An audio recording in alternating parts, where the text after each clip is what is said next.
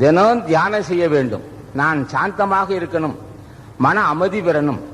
அமைதியான இதயம் எங்க இருக்கோ அங்கே ஆரோக்கியம் இருக்கு, உடல் ஆரோக்கியம் இருக்கு. அமைதி கெட்ட இதயம் உடல் ஆரோக்கியம் குன்றி போகுது. தடுமாட்டம், ஏதேதோ போட்டு உடட்டுதல், கற்பனை செய்தல், நடந்தது நடக்க போறது என்ன ஏற்படுமோ எல்லாம் சிந்திக்கிறதெல்லாம் பலகீனங்கள். ஆக ஓம் அகத்தீசாய நம, ஓம் அகத்தீசாயம் சொல்றான். எதுக்கு என்ன கேட்கறன்னு கேட்பான். எனக்கு சாந்தம் வேணும்னா, மன அமைதி வேணும்னா. அமைதி உள்ள இடத்துல உடல் ஆரோக்கியம் இருக்கும்.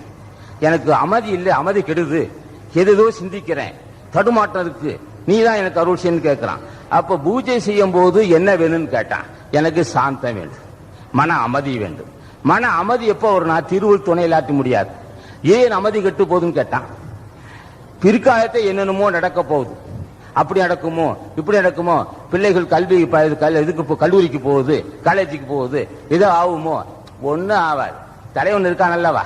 பிள்ளைகள் காலேஜுக்கு போனா என்ன அட்டமான்னு, பையன் காலேஜுக்கு போறான், ஏதாவதோ ஏதோ குடி பழக்கம் வந்துருமோ அப்படி தட்டுமா. நாசனை கேட்கிறோம், என் பிள்ளைகள் நல்லபடி இருக்கணும், நீ தான் அருள்னு கேட்கிறான்.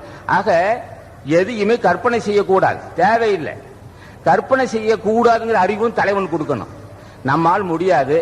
நம்ம பையன் காலேஜுக்கு போறான், நம்ம பொண்ணு காலேஜுக்கு போகுது, நாம என்ன காப்பாற்ற முடியுமா? நீ பார்த்து அருள் செய்யணும், அருள் செய்வாங்க. அப்போ மனசை அமைதியை கெடுக்கக்கூடிய, கவலையை தரக்கூடிய, சாந்தத்தை கெடுக்கக்கூடிய, அமைதியை கெடுக்கக்கூடிய சிந்தனையை விட்டு விடணும். அதுக்கு என்ன வேணும்னா ஞானிகளை வணங்கி தினம் 5-3 நிமிஷம் ஓ மகத்தி சாயனமோ ஓ மகத்தி சொல்லி வணங்கி, எனக்கு நல்லது கிட்ட தெரியலையா, வறுமையும் பிணியும் பிச்சு திங்குது, கடன் சுமை, வேலை வாய்ப்பு இல்லை, தடுமாற்றமா இருக்கு, நீ தான் அருள் செய்யன்னு கேட்ட அருள் செய்வான்னு சொல்லி